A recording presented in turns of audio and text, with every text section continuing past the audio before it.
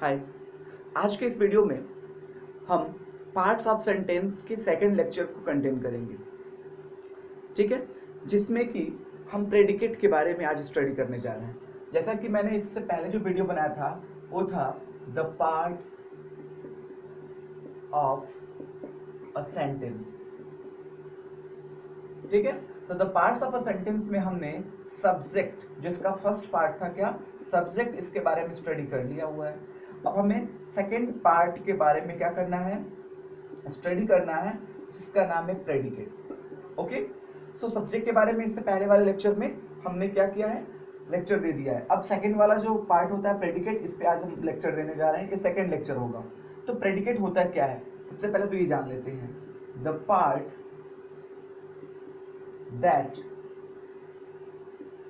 tells us something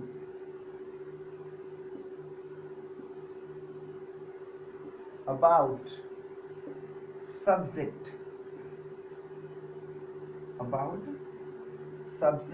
is predicate। अब यहां आप देख लीजिए, The part that tells us something about subject is predicate। मतलब आपके किसी भी sentence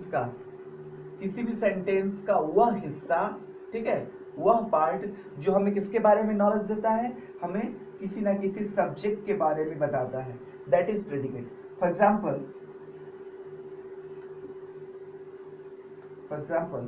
a tall boy is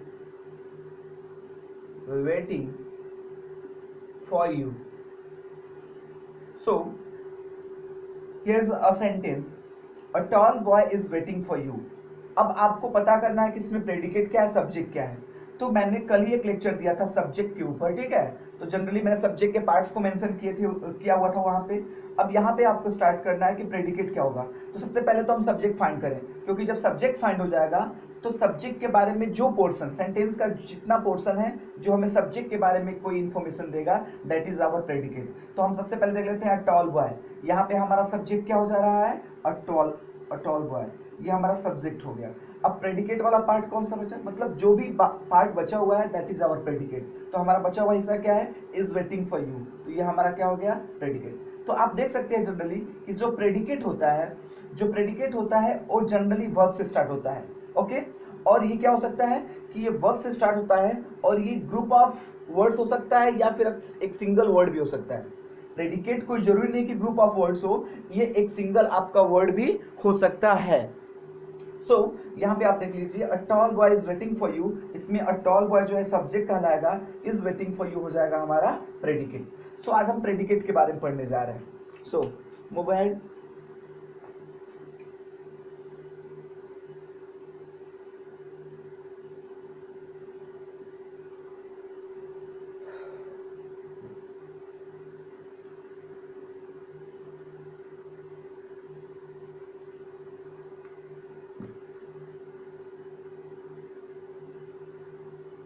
So we are going to study about predicate।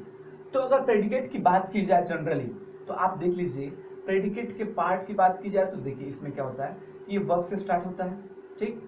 इसमें आपका ऑब्जेक्ट हो सकता है, ठीक, और ऑब्जेक्ट ना हो तो यहाँ पे क्या हो सकता है, कंप्लीमेंट,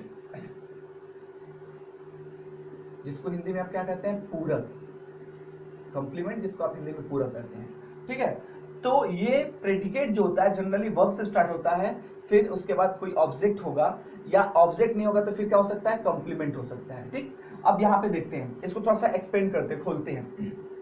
तो वर्ब की बात की जाए तो वर्ब में आपका क्या आ सकता है, हेल्पिंग वर्ब आ सकता है, या फिर क्या आ सकता है, मॉडल वर्ब आ सकता है, फिर क्या आ सकता है, या फिर मेन वर्ब आ सकता है, ठीक है। ये वर्ब के अकॉर्डिंग की बात, मतलब वर्ब के अकॉर्डिंग अगर देखा जाए तो वर्ब हेल्पिंग वर्ब हो सकता है, मॉडल वर्ब हो सकता है, फिर मैंने एमबी लिखा, दो बार एमबी लिखा है, यानी कि एक मॉडल वर्ब और एक लिखा मैंने क्या, तो मेन वर्ब। यहाँ पे एग्जांपल के तौर पे मैं यहाँ पे एक एक एग्जांपल डाल देता हूँ ताकि आपको समझ में आए। जैसे सेल क्या है, मॉडल वर्ब है, और गो क्या हो गया, मेन वर्ब हो गया।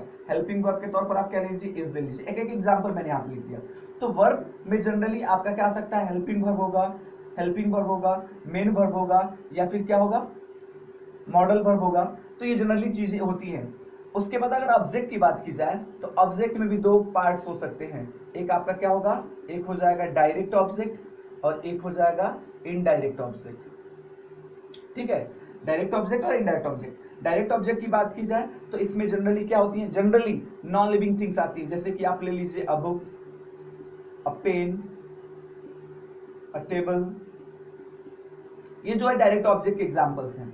ठीक है, इनडायरेक्ट में क्या हो जाएगा, मी, यू, राकेश, गर्ल एक्सेट्रा, ये इनडायरेक्ट ऑब्जेक्ट है। तो आप देखिए प्रेडिकेट के क्रम में जैसे जैसे आप आगे बढ़ रहे हैं तो आपको क्या जानकारियां मिल रही हैं कि प्रेडिकेट का जो फर्स्ट पार्ट होगा वो वर्ब होगा, वर्ब के बाद either object either complement, either object, object और कंप्लीमेंट हो सकता है। तो अब अगर आप देखें यहाँ पे, अगर आप यहाँ पे देखें तो वर्ब में आपके कई पार्ट्स दिखाई देती है, 1 2 3, helping verb, modal verb example के तौर पर, और ये एग्जांपल के तौर पर मेन वर्ब। ऑब्जेक्ट के दो पार्ट हो गए, कौन कौन से, डायरेक्ट और इनडायरेक्ट ऑब्जेक्ट। तो डायरेक्ट ऑब्जेक्ट में नॉन लिविंग थिंग्स आती हैं, निर्जीव वस्तुएं आती हैं जनरली। ठीक है, तो ये हो गया आपके book, pen, table, house, chair. और इनडायरेक्ट की बात की जाए तो me, you, Rakesh, girl, him, her, और भी कोई भी मतलब जो लिविंग थिंग्स है, जैसे कि सजीव किसी भी व्यक्ति का नाम या किसी व्यक्ति का मेंशन हो, तो that is your indirect object. ठीक, अब हम जब इसमें आगे बढ़ेंगे तो हम इसमें जब आगे पढ़ते हैं तो हमें दिखाई दे रहा है कंप्लीमेंट, पूरक। तो कंप्लीमेंट भी कई प्रकार के होते हैं, नाउन कंप्लीमेंट, ठीक है, या फिर नाउन फ्रेज भी आ सकता है इसके साथ। फ्रेज के बारे में मैंने कल के वीडियो में लेक्चर में, मतलब इससे पहले जो लेक्चर था सब्जेक्ट के बारे में, उसमें मैंने फ्रेज के बारे में आपको डिटेल क्या हुआ है, इन्फॉर्मेशन दिया हुआ है। फिर क्या हो सकता है, कंप्लीमेंट क्या हो सकता है, एडजेक्टिव हो सकता है, या फिर क्या हो सकता है आपका एडजेक्टिवल फ्रेज हो सकता है, या कंप्लीमेंट क्या हो सकता है, कोई एडवर्ब हो सकता है, या फिर क्या हो सकता है एडवर्बियल फ्रेज हो सकता है। ठीक है, इसके अलावा अगर कंप्लीमेंट की बात की जाए तो आपका कंप्लीमेंट पास्ट पार्टिसिपल हो सकता है, आप ले लीजिए पार्टिसिपल हो सकता है। ठीक है, या फिर इसको रहने दीजिए, कंप्लीमेंट को रहने दीजिए। अब यहाँ पे आ जाइए, ऑब्जेक्ट पे आ जाइए। तो ऑब्जेक्ट ये हो गया, तो ऑब्जेक्ट में डायरेक्ट ऑब्जेक्ट और इनडायरेक्ट ऑब्जेक्ट आ सकता है। इसके अलावा आपके जीरंड या फिर इन्फिनिटिव, इन्फिनिटिव ये भी आपके ऑब्जेक्ट के ही पार्ट, मतलब ऑब्जेक्ट के ही पार्ट में आते हैं। और ये भी अगर आपके डायरेक्ट ऑब्जेक्ट इनडायरेक्ट ऑब्जेक्ट नहीं आता है तो उसके प्लेस पे आप क्या यूज कर सकते हैं, या कभी कभी क्या यूज हो जाता है, जीरंड और इन्फिनिटिव को हम यूज कर लेते हैं।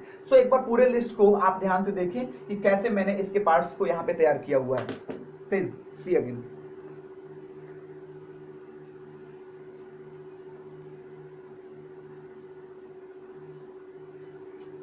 ओके, सो ये आपके प्रेडिकेट के पार्ट हो गए। अब अगर इस पे एग्जाम्पल की बात की जाए इन सारी चीजों को देखते हुए, तो देखिए मैं कई एग्जाम्पल आपके सामने लिख रहा हूं।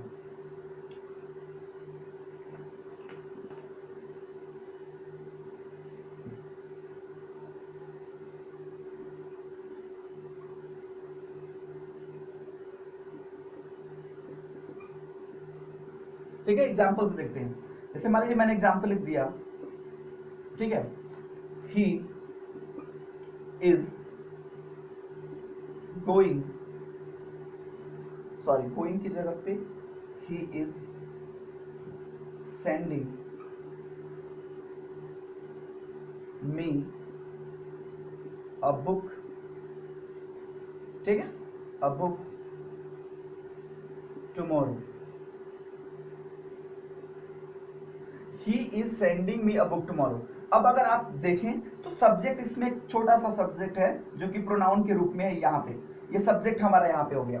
अब सब्जेक्ट जब हमारा हो जाता है यहाँ पे, तो सब्जेक्ट के बाद आप देखिए जो सब्जेक्ट के बाद जो रेस्ट ऑफ द सेंटेंस है, ठीक है, वो हमारा है प्रेडिकेट। तो अब प्रेडिकेट में हम इसको क्या करते हैं, पार्ट करके देते हैं क्या क्या दिया हुआ है। तो प्रेडिकेट में जो इज है ये आपका हो गया हेल्पिंग वर्ब, सेंडिंग जो हो जाएगा ये आपका हो जाएगा मेन वर्ब। यानी ध्यान देना है कि हेल्पिंग वर्ब और मॉडल वर्ब जो कि इज है और फैल है, तो हेल्पिंग वर्ब मॉडल वर्ब में से कोई एक ही देगा, मेन वर्ब उसके साथ में होगा। या फिर कभी कभी ऐसे होगा कि हेल्पिंग वर्ब और मॉडल वर्ब दोनों में से कोई नहीं देगा, डायरेक्टली आपका क्या दे देगा, मेन वर्ब दे देगा। तो यहाँ पे आपका मेन वर्ब हो गया सेंडिंग, मी क्या हो गया, ऑब्जेक्ट, किस प्रकार का ऑब्जेक्ट हो गया, तो आपका इनडायरेक्ट ऑब्जेक्ट। ठीक है, ये ऑब्जेक्ट हो गया। फिर अ बुक भी क्या हो गया, ये भी हमारा क्या हो गया, ऑब्जेक्ट। अब टुमारो की आप बात कर रहे हैं तो टुमारो क्या हो जाएगा, टुमारो आपका हो सकता है कंप्लीमेंट, क्योंकि यहाँ पे ये एडवर्ब के रूप में आया है, ठीक है। तो ये आपका यहाँ पे हो गया कंप्लीमेंट। अब कंप्लीमेंट की जगह पे अगर आप ना कंप्लीमेंट को भी रहने दें, आप इसको अदर वर्ड मान लें, आप इसको अदर वर्ड मान लें, ठीक है, अन्य शब्दों में। तो आप देख सकते हैं कि एक सेंटेंस के पार्ट्स को, जो प्रेडिकेट वाला पार्ट्स था स्पेशली, हम लोगों ने उसको कैसे किया कि एक्सपेंड किया। अब हम इसमें दूसरे एग्जांपल से और भी पार्ट्स को समझ लेते हैं। देखिए जैसे कि मैंने लिखा था ही इज गोइंग, अगर मैं लिख दूं he is doctor, sorry he is a doctor, अगर मैं लिख दूं ही इज अ डॉक्टर, तो अब यहाँ पे ही तो आपका क्या हो जाएगा, सब्जेक्ट हो गया। यहाँ पे इज क्या हो जाएगा, तो इज यहाँ पे एल भी हो जाएगा। एल भी के बारे में मैंने मेंशन नहीं किया है, एक्चुअली जो हेल्पिंग वर्ब होता है वही लिंकिंग वर्ब भी होता है। एक और वर्ब है जिसका नाम क्या है, लिंकिंग वर्ब। लिंकिंग वर्ब संयोजक क्रिया, जो कि क्या करती है, सब्जेक्ट को ऑब्जेक्ट से जोड़ने के काम में आती है या सब्जेक्ट को कंप्लीमेंट से जोड़ने के काम में आती है, उसको एल भी बोलते हैं। एल भी यानी कि लिंकिंग वर्ब। इसमें जनरली क्या जाएगा, is, am, are, was, were, ठीक है। Is, am, are, was, were helping verb भी और लिंकिंग वर्ब भी है। बट व्हेन, देखिए जब भी आपके हेल्पिंग वर्ब आते हैं तो उसके बाद मेन वर्ब आता है, ध्यान रखिएगा। लेकिन जब लिंकिंग वर्ब आता है उसके बाद आपका क्या आएगा, कंप्लीमेंट आएगा। उसके बाद क्या आएगा, कंप्लीमेंट। तो याद रखिए, जब भी कंप्लीमेंट दिया हो और कंप्लीमेंट से पहले is, am, are, was verb का यूज किया गया हो, दैट इज लिंकिंग वर्ब। और वही जब कोई मेन वर्ब दिया हो, मेन वर्ब उससे पहले is, am, are, was verb दिया हो, that is your what, that is your linking verb. इसमें आप हैज, हैव, हैड को भी रख सकते हैं, हैज, हैव और हैड को भी इसमें आप इंक्लूड कर सकते हैं। सो ये लिंकिंग वर्ब। तो यहाँ पे सब्जेक्ट हो गया और ये प्रेडिकेट वाला पार्ट है, तो प्रेडिकेट वाले पार्ट में जो इज है लिंकिंग वर्ब है। और डॉक्टर क्या हो जाएगा, डॉक्टर ऑब्जेक्ट होगा या कंप्लीमेंट होगा, कंप्लीमेंट होगा। पता है क्यों कंप्लीमेंट होगा, आई विल एक्सप्लेन नाउ। जैसे कि अगर हम कहें कंप्लीमेंट क्यों होगा, तो ध्यान रखिए, अगर मैं कहूं ही इज, वह है, तो एक क्वेश्चन बन जाएगा, there will be a question कि वह है क्या है। सेंटेंस कंप्लीट नहीं होगा, और सेंटेंस को कंप्लीट करने के लिए जिस वर्ड का हम यूज करते हैं दैट इज पूरक, और इंग्लिश में हम उसे क्या कहते हैं, कंप्लीमेंट कहते हैं। तो यहाँ पे डॉक्टर क्या हो जाएगा, कंप्लीमेंट। तो अब यहाँ ध्यान देना है कि डॉक्टर जो कंप्लीमेंट है वो किस प्रकार का कंप्लीमेंट है, तो ये नाउन कंप्लीमेंट है। किस प्रकार का, तो नाउन। अगर हम यहीं पे लिख दें कि ही इज टॉल, तो यह कंप्लीमेंट क्या हो जाएगा, यह हो जाएगा आपका एडजेक्टिव कंप्लीमेंट। अगर मैं लिख दूं he is in the room, यह कौन सा कंप्लीमेंट हो गया, तो इन द रूम हो जाएगा एडवर्ब कंप्लीमेंट। एक्चुअली अगर देखा जाए तो ये एडवर्बियल फ्रेज है, और ये एडवर्बियल फ्रेज के रूप में आया है और कंप्लीमेंट है। फ्रेज क्यों है, क्योंकि it is a group of 3 words, तो इसलिए हम इसको कहेंगे एडवर्बियल फ्रेज है, जो कि कंप्लीमेंट के रूप में आया है। तो आपने कंप्लीमेंट को भी देख लिया, अब हमें जीरेंड और इन्फिनिटिव को देखना है एज अ ऑब्जेक्ट कब यूज करते हैं। देखिए जैसे कि अगर कहा जाए Sita likes singing, okay, Sita likes singing. तो अब आप देखें तो यहाँ पे सीता क्या है, Sita as a subject use हुआ है, और सब्जेक्ट के बारे में जो पार्ट्स हमें बताता है दैट इज आवर प्रेडिकेट। तो प्रेडिकेट में लाइक्स आया है, तो लाइक्स क्या है भाई, लिंकिंग वर्ब है, हेल्पिंग वर्ब है, मॉडल वर्ब है, या फिर आपका मेन वर्ब है, मेन वर्ब है, ये है मेन वर्ब लाइक्स। और सिंगिंग क्या हो जाएगा, object. But which type of object, direct और indirect, neither direct nor indirect, it is a gerund. Gerund, क्योंकि जीरंड क्या होता है, V1 प्लस आईएनजी के फॉर्म में होता है, और जब V1 प्लस आईएनजी का यूज एज अ ऑब्जेक्ट हो दैट इज जीरंड। तो जीरंड के ऊपर और इन्फिनिटिव के ऊपर मैंने अलग से नॉन फाइनाइट वर्ब के नाम से वीडियो बनाया हुआ है, नॉन फाइनाइट वर्ब, आप जाकर वहां पे देखें, इसको बहुत ही बेहतर तरीके से समझाया गया है। तो सीता लाइक्स सिंगिंग, तो यहाँ पे हो गया लाइक्स मेन वर्ब और सिंगिंग हो गया ऑब्जेक्ट। ऑब्जेक्ट में भी कौन सा ऑब्जेक्ट, तो ये हो गया जीरंड। अब इन्फिनिटिव की बात कर लेते हैं, जैसे दे वॉन्ट टू गो, आप देख सकते हैं दे हो गया एज अ सब्जेक्ट, और वॉन्ट टू गो हो जाएगा हमारा प्रेडिकेट वाला पार्ट। तो इसमें वॉन्ट क्या हो गया, वॉन्ट हो गया हमारा मेन वर्ब, और टू गो क्या हो जाएगा, टू गो हमारा हो जाएगा इन्फिनिटिव। इन्फिनिटिव, क्योंकि इन्फिनिटिव किस फॉर्म में होता है, 2 प्लस v1 के फॉर्म में होता है। और कब इन्फिनिटिव कहलाएगा, जब 2 प्लस v1 के फॉर्म में हो और एज अ ऑब्जेक्ट कहीं पर यूज किया गया हो। तो आप देख सकते हैं कि यहाँ पे जो सिंगिंग आया है ये ऑब्जेक्ट है, लेकिन किस प्रकार का ऑब्जेक्ट है, तो ये जीरंड है। और यहाँ पे टू गो आया है, ये भी ऑब्जेक्ट है, लेकिन ये किस प्रकार का ऑब्जेक्ट है, तो ये इन्फिनिटिव है। अब हम मॉडल वर्ब की बात करते हैं कि मॉडल वर्ब छूट रहा है हमारा इसमें, इस प्रोसेस में। और एक चीज मैं बता दूं कि ये सब्जेक्ट और प्रेडिकेट पढ़ाने का मेरा तात्पर्य पार्ट्स ऑफ सेंटेंस का नहीं पढ़ाना है, बल्कि रीअरेंजमेंट या फिर रीऑर्डरिंग या फिर जंबल वर्ड जो आप पढ़ते हैं, जो एग्जाम्स में आते हैं, सीबीएसई बोर्ड या फिर आईसीएसई बोर्ड ले लो या फिर आप यूपी बोर्ड ले लो, वहां की तैयारी की जा रही है। मैं डायरेक्टली आपको रीअरेंजमेंट न करा के पहले उसके पार्ट्स को, उसके बारे में डिटेल आपको इन्फॉर्मेशन दे रहा हूँ, so that this thing will be very very useful for you. So आप बेसिक चीजों को पहले समझें, उसके टर्म्स एंड कंडीशन को समझें, और फिर हम आपको जो है कि नेक्स्ट वीडियो में लेक्चर 3 में, ठीक है, मतलब रीअरेंजमेंट के लेक्चर 2 है ये, इसके 3 में मैं आपको क्वेश्चन कराऊंगा कि कैसे हम जंबल वर्ड को या फिर रीअरेंजमेंट को सॉल्व करते हैं, क्योंकि कुछ बच्चों के लिए वो काफी टफ चीजें होती हैं। अब हमें मॉडल वर्ड को लेके यहाँ पे कुछ एग्जाम्पल देख रहे हैं।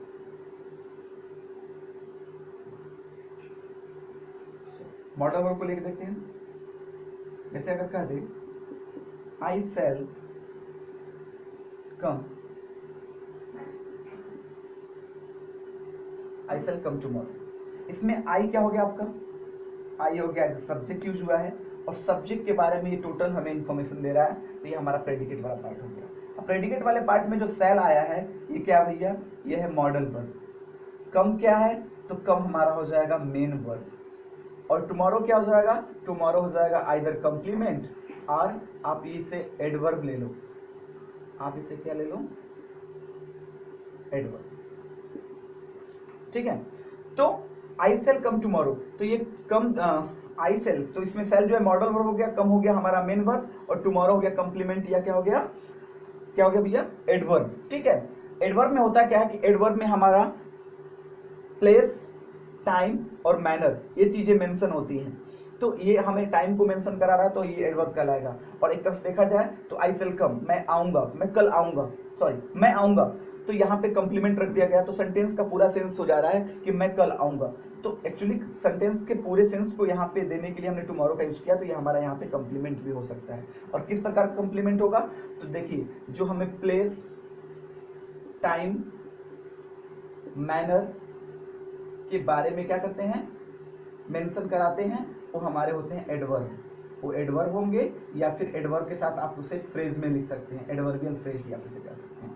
तो ये प्रेडिकेट का पार्ट रहा आपके, आप देख सकते हैं मैंने इसके सभी पार्ट्स को यहाँ पे एक्सप्लेन करके उसके एग्जांपल के साथ आपको यहाँ पे समझाया, ठीक है।